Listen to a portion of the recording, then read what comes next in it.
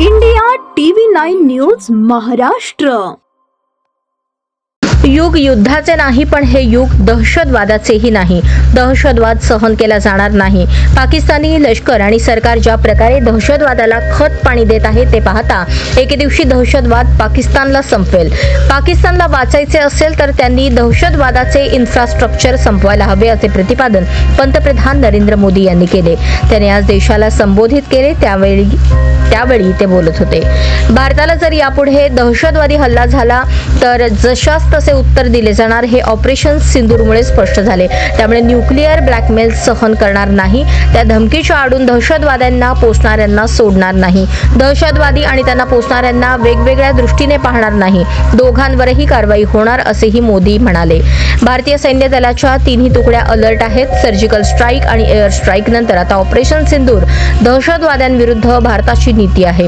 Operation सिंदूरने एक नवीन सीमारेषा आखली आहे। जर भारतावर हल्ला झाला तर जशास तसे उत्तर दिले जाईल। आम्ही आमच्या पद्धतीने आमच्या अटी शर्थींनीच उत्तर देणार, असेही मोदींनी स्पष्ट केले।